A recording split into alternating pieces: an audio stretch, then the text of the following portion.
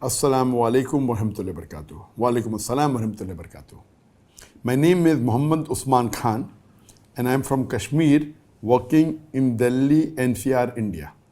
I want to ask Dr. Zakir Naik that when did you first come to know that Prophet Muhammad, peace be upon him, is mentioned in Hindu scriptures, and what was your reaction? I was really shocked when I first came to know about it. As I am working with Hindus, I want to give Dawah to them.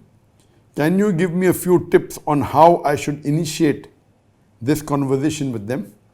I am enrolled in Dawah training program and I request you please expedite the upload speed. I have memorized a few of your references from Hindu scriptures, but how can I get basic knowledge so that it should not give an impression that I have not read these scriptures and I have just memorized few passages? I want to become a full-time Dai. Can you give me a few contacts in Delhi or any part in India who can help me in the same? Jazakallah khair. Muhammad Usman Khan, who is working in Delhi, has asked the question that maybe he heard my talk on Muhammad Sallallahu Alaihi Wasallam in the Hindu scriptures. And he asked me, when did I first come to know that Prophet Muhammad was mentioned in the Hindu scriptures? Because when he came to me, he was shocked. As you know, that I was inspired by Sheikh Ahmad Didat when I met him in 1997. And after a few years after that, I read this book by the title Muhammad Sallallahu Alaihi Wasallam in the World Religious Scriptures. And another book, Muhammad Sallallahu Alaihi Wasallam in Hindu Scriptures, written by Vidyarthi, written by Hindu. And this was in the early 90s, maybe early 90s. Exactly, I don't remember. Early 90s or mid 90s. And even I was shocked. No one had told me before that Prophet Muhammad, peace be upon him, was mentioned in Hindu scripture. And of course, I knew about Prophet Muhammad mentioned in the Bible, I knew many prophecies. And when I compared between the prophecies mentioned of Muhammad Sallallahu Alaihi Wasallam in the Bible and the prophecies in the Hindu scriptures, the prophecies in the Hindu scriptures were multiple times more. And Muhammad Sallallahu Alaihi Wasallam mentioned by name multiple times more in the Hindu scriptures than the Bible. Bible, okay, you can memorize all the verses and the references. But in Hindu scriptures, there are too many, hundreds. In the Bible, there are less than that. So, and I started using that in the question answer session. The first time I gave a talk on this topic, similarities between Islam and Hinduism, I gave this talk. I remember it was in 2004 in Azad Maidan in Bombay. I remember Azad Maidan, it's a big ground. And that time it was one of the few largest lectures at that time. 18,000 people had come. I know we had kept 18,000 chairs and about 20,000 people attended the talk, and that was the first talk which was on a grand scale at that time in 2004. And after that I even gave a talk on Muhammad Sallallahu Alaihi Wasallam in the religious world scriptures and Muhammad Sallallahu Alaihi Wasallam in the Hindu scriptures.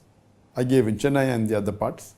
So all these three talks were closed in 2004, 5, 6, 7.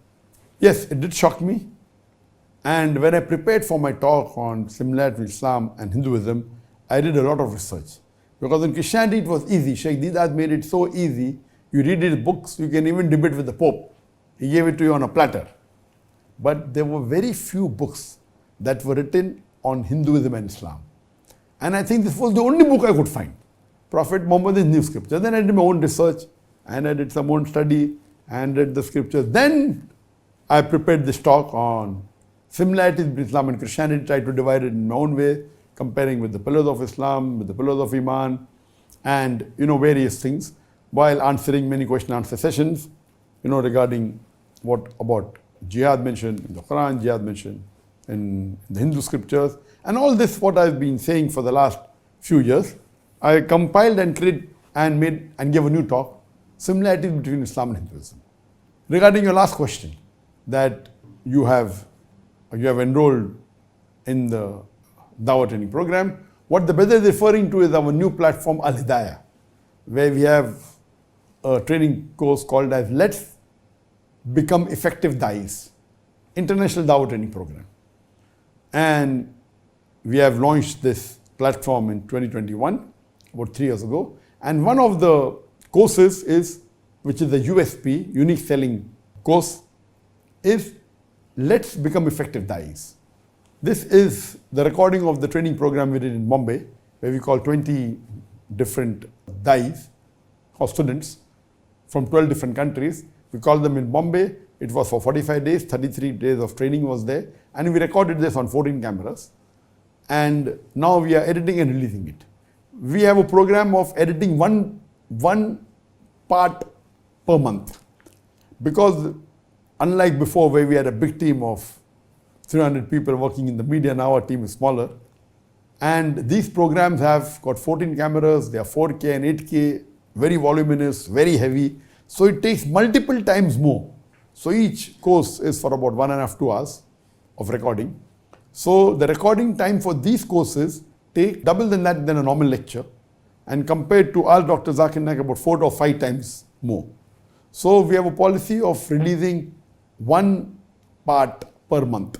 And even that sometimes we aren't able to do it. Sometimes it becomes one part in 2 months. But of course it will take years to release. So you can follow this course, see this course, follow the course guide. But as far as your knowledge on Hinduism is concerned, I would request you to see few of my cassettes. Number 1 is similarity between Islam and Hinduism. Number 2, Muhammad Sallallahu Alaihi Wasallam in the Hindu scriptures. And then there are other question answer sessions. So if you hear these talks of mine and these questions, so if you go through Ask Dr. Zakir and see all the questions on Hinduism, or see all my questions on public lectures we deal with Hinduism, this inshallah give you knowledge regarding a question that how can I've memorized these verses, but how can I give the impression that I know a lot? You should not give false impression. As a Dahi, you should not give false impression. If you really want to know, read the scriptures, I would advise you to read the scriptures. If you read Bhagavad Gita, it's not very voluminous, read it. So the references I've given, okay, read the references, memorize those references, and read the book Bhagavad Gita or some of the books, So at least you have an idea. Or what you can do if you cannot read the full Ramayana, read the shorter version. There are many versions available, short, medium, long, very voluminous. So if you want, or you see my video cassettes, and you just repeat it. If someone tells you where you found it from, I heard it from Dr. Zakir Naik. Is it authentic? You check it up. It's been checked. So you don't have to give a false impression that you are Dr. Zakir Naik. You don't have to give the false impression that you have read thousands of books on Hinduism. No. You have to be honest. But some books which are popular and not very time consuming is the Bhagavad Gita. It will just take a few hours, a little bit more, for you to read the full Bhagavad Gita. Even that has got different volumes, etc. But naturally, the important books are the Vedas. If you hear my talks, you'll find out. So you don't have to give a false impression. Regarding, do you have any contacts in Delhi or India? You don't require contacts. Everything is available now on the social media. You don't have to go to that city to learn. To meet me, you don't have to come here.